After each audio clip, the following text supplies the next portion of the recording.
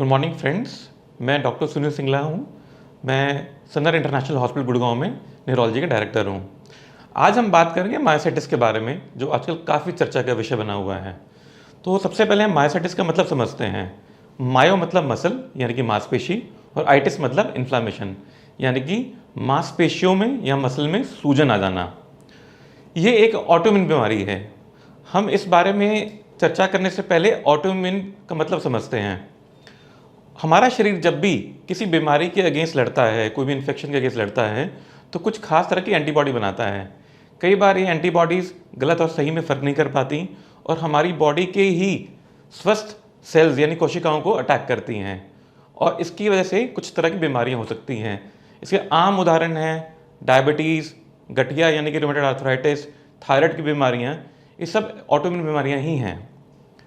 Myositis में मरीज़ को जो लक्षण होते हैं उनमें सबसे ज़्यादा इंपॉर्टेंट है मांसपेशियों में कमज़ोरी आ जाना। एक खास तरह के पैटर्न में इन्वॉल्व करती है, यानी कि आपके कंधे की मसल्स हो गई, आपके कूल्हे की मसल्स हो गई, या आपकी जांघों की मसल्स हो गई। तो जब भी कंधे की मसल्स इन्वॉल्व होगी तो आपको बालों में कंघी करने में या कपड़े पहनने में या फिर आपको कोई ऊंची शेल्फ से सामान उठाने में दिक्कत होगी। आपकी कूल्हे की मसल इन्वॉल्व होगी तो आपको ज़मीन से उठने में, कुर्सी से उठने में दिक्कत होगी, आपको सपोर्ट लेनी पड़ सकती है। ये ना सिर्फ आपकी मांसपेशियों को बल्कि कुछ और अंगों को भी इन्वॉल्व कर सकती है, जैसे कि आपके स्किन में आपको एक खास तरह का एक हीलोट्रैप रैश होता है जो कि सन एक्सपोज एरिया में होता है, जैसे कि आपका फोरहेड हो गया, आपकी चीक्स हो गई, आपका नेक हो गई, आपका पिछला ये नेक का पार्ट हो गया। इसके अलावा ये आपकी लंग्स को इन्वॉल्व कर सकता है, जिसको हम बोलते हैं इंटरस्टिशियल लंग डिजीज़।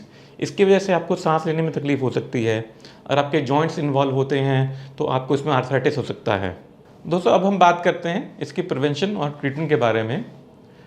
इसकी प्रिवेंशन में कुछ खास चीज़ें हैं, जैसे कि आप स्मोकिंग क्विट करें अगर आप करते हैं तो, और अच्छे फल और सब्जियां खाएं, क्योंकि फलों में और सब्जियों में एंटीऑक्सीडेंट्स होते हैं जो आपके शरीर के लिए काफ़ी अच्छे होते हैं।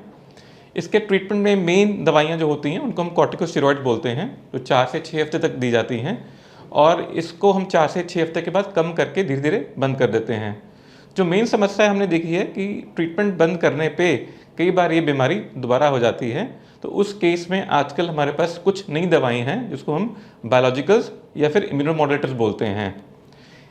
दवाइयों के अलावा इसमें फिजियोथेरेपी का बहुत इंपॉर्टेंट रोल है, क्योंकि इसमें आपकी मांसपेशियाँ कमज़ोर हो रही हैं। तो हम जितनी फिजियोथेरेपी करें, जितनी एक्सरसाइज करें, उतनी ही मांसपेशियाँ फिर से हम स्ट्रेंथन कर सकते हैं। Thank you.